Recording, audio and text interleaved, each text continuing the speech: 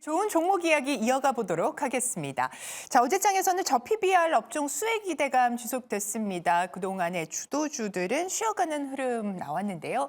자, 오늘은 어떤 종목들이 빛을 발할 수 있을지 이성웅 다울투자증권 영업부 차장 모시고 이야기 나눠보겠습니다. 차장님 어서 오십시오. 네, 안녕하십니까? 네, 저희 리뷰부터 가겠습니다. 월요일 방송 나와주셨고요. 시간외 종목에 또 꼽아주셨던 아이텍. 흑영 관련주 월요일장에서 목표가 8,000원 훌쩍 넘어서 8,770원 터치를 하고 전일 종가가 7,280원으로 좀 내려앉았는데요. 자, 아이텍의 주가 자리는 어떻게 보시는지요?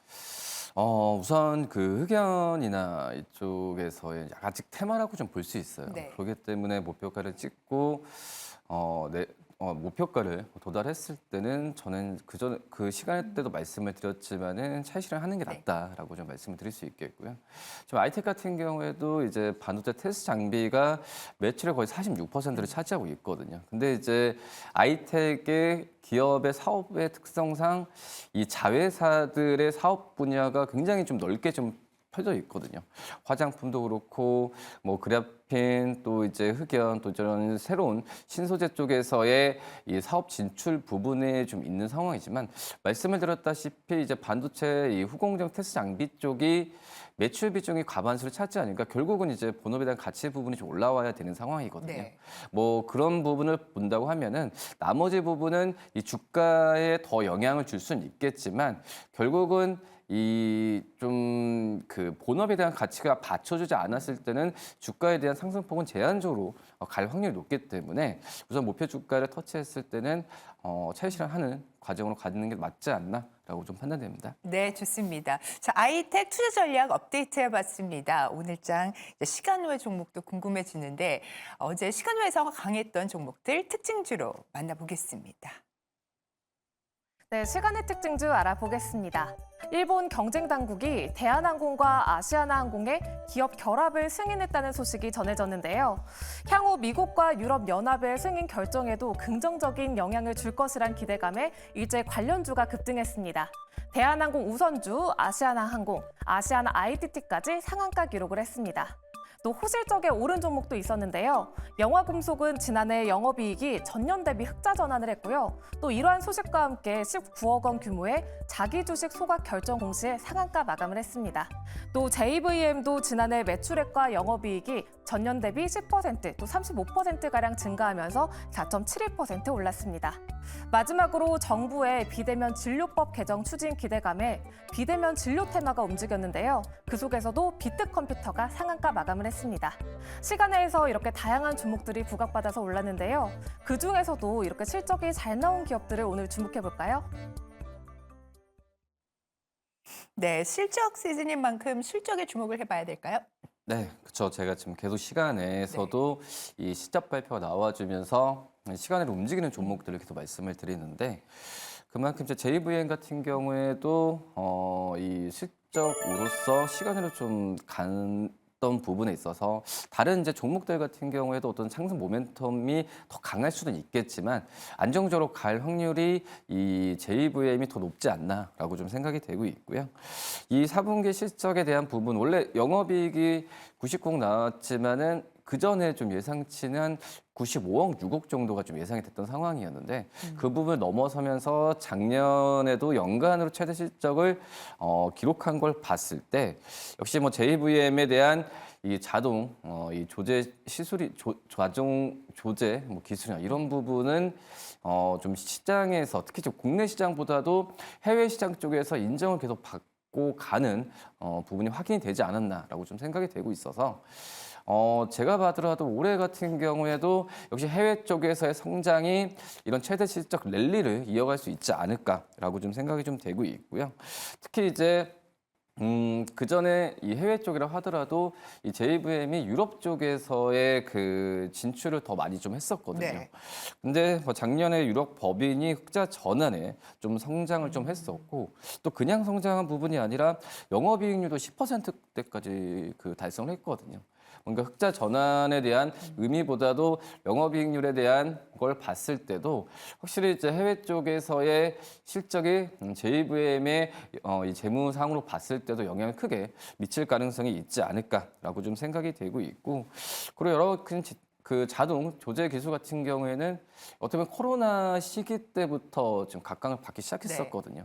뭐 그런 부분에 있어서 이 탄력적으로 이 로봇과 결합된 이 JVM의 기술이나 이런 부분이 계속 좀 업그레이드 되는 상황으로 가고 있기 때문에 이 실적에 대한 기대감은 계속 가져가도 나쁘지 않다라고 좀 생각이 되고 있고, 이 올해 같은 경우에 증권사도 좀 추정치가 영업이익률은 영업이익은 거의 좀 360억 이상은 지금 바라보고 있는 상황이거든요.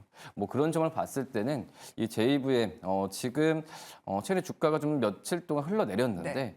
매수 관점 접근해도 나쁘진 않지 않을까라고 좀 판단됩니다. 네, JBM 하면은 약국 자동화 대장주. 지금 JBM 같은 경우에 뭐 상승 여력은 충분한 밸류에이션이다 이렇게 이야기들이 나오고 있는데요. 어느 정도의 업사이드를 좀 보고 들어가면 좋을까요? 우선은 지금 JVM이 그 주가가 PER이 10배로 한다고 하더라도 지금 그 목표 주가 2만 원 그 중반밖에 지금 중반이거든요.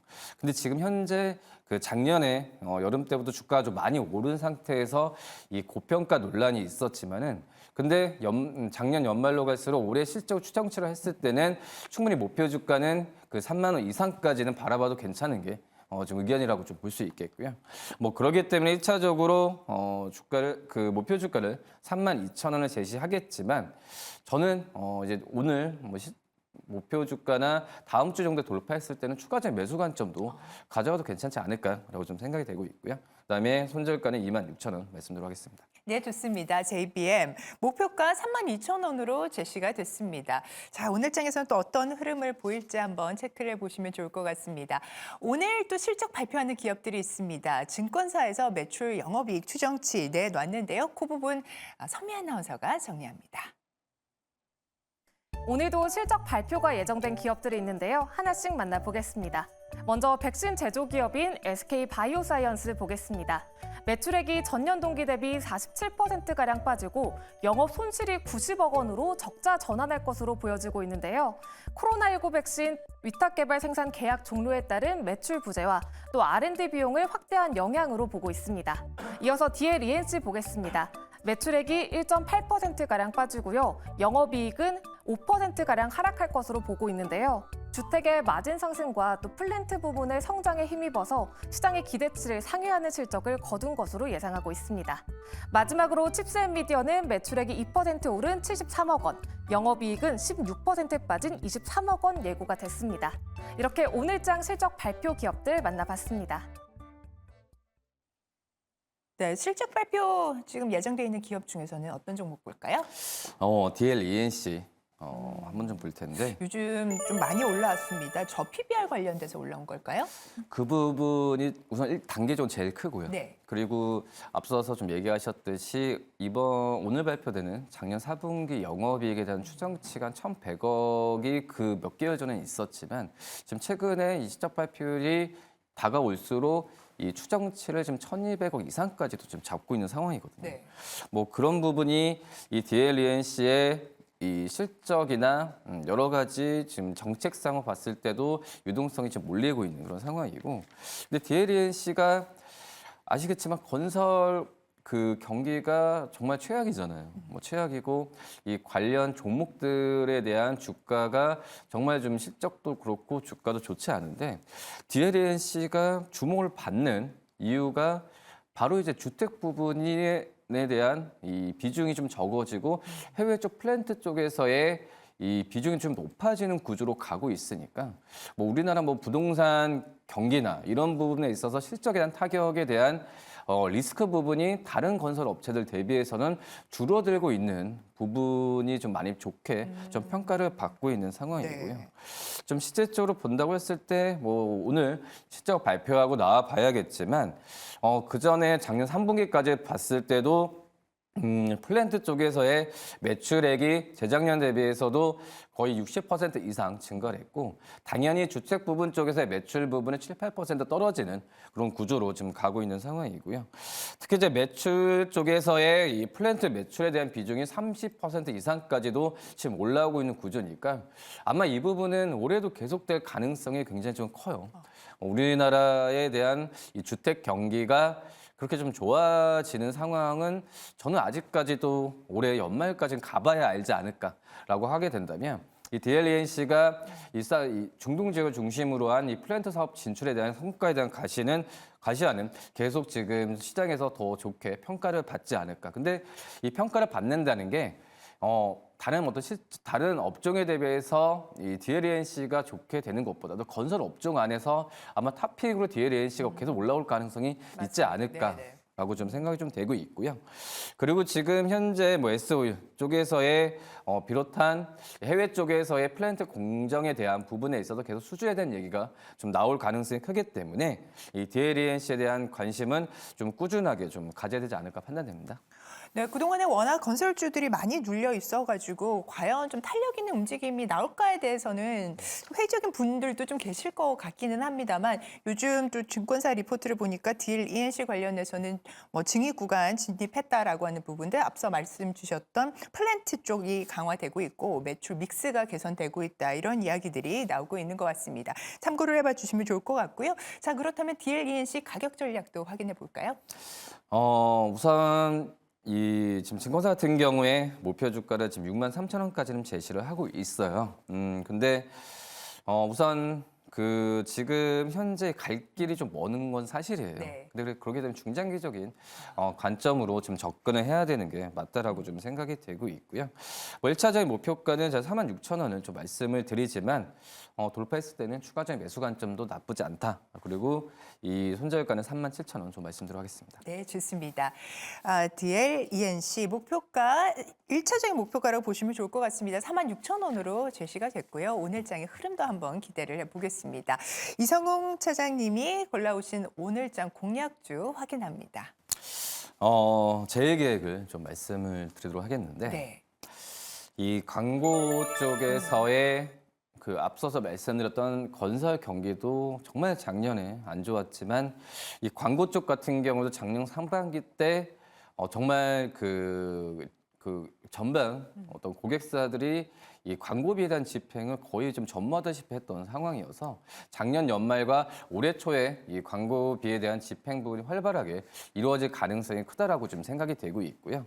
근데 뭐 제일계획 같은 경우에도 이 광고 경기가 불황임에도 불구하고 작년 실적도 그렇고 또 최근인 이 작년 4분기 실적을 봤을 때도 정말 선방했다고 생각이 되고 있거든요. 이 작년 4분기 영업이익 같은 경우도 760억을 달성하면서 재작년 대비해서도 5% 이상 올라간 그런 상황인데, 근데 중요한 부분이 제일계획하면은 약간의 삼성그룹 의 네. 느낌이 많이 강하잖아요. 근데 지금 실적으로 본다고 하더라도 해외 쪽에서의 이 매출이나 이런 부분이 정말 좀 가시적으로 좀 높게 네. 나타나주고 있거든요. 특히 이제 그 전에 해외 쪽에서의 실적이라고 한다면은 뭐 유럽이나 북미 이쪽이었는데 지금 이제 작년에 유럽 쪽에서의 실적은 재작년 대비해서 떨어졌지만 오히려 지금 이제 중국 쪽에서는 14% 가까운 성장률이 이루어졌고 중요한 게 중남미 쪽에서의 매출 성장이 50% 이상까지 좀 나왔었거든요.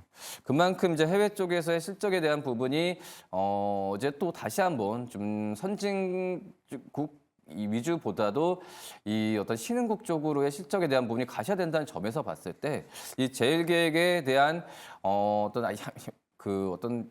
치고 들어가는 시장 선점에 대한 초기 진입 구간에서 이제 좀 자리 잡지 않았나라고 좀 생각이 좀 되고 있고요. 네. 뭐 그리고 이제 뭐 디지털 쪽이나 뭐 BTL 쪽 부분 쪽에서 성장성 부분 같은 경우는 견고하게 좀 유지가 되고 있는 상황이기 때문에 이 제일계획에 대한 이 실적도 발표된 시점에서 올해 실적에 대한 추정치가 높아질 수 있는 현재 가격이 좀 그 매수관 좀 접근해도 나쁘지 않지 않을까라고 판단됩니다. 네. 지금 뭐 유럽 쪽 비중을 좀 해주셨는데 또 파리 올림픽이 있는 만큼 뭔가가 또 매출의 부분에 있어서 광고 수요를 회복시켜줄 수 있는 모멘텀으로 작용할 수도 있을 것 같다라고 하는 것도 좀 읽어본 것 같아요. 좀 말씀을 드리면서 그러면 광고 전체를 좀 좋게 보시는 건 아니죠? 뭐 이노션이라든지 에코 마케팅 이쪽은 어떤가요?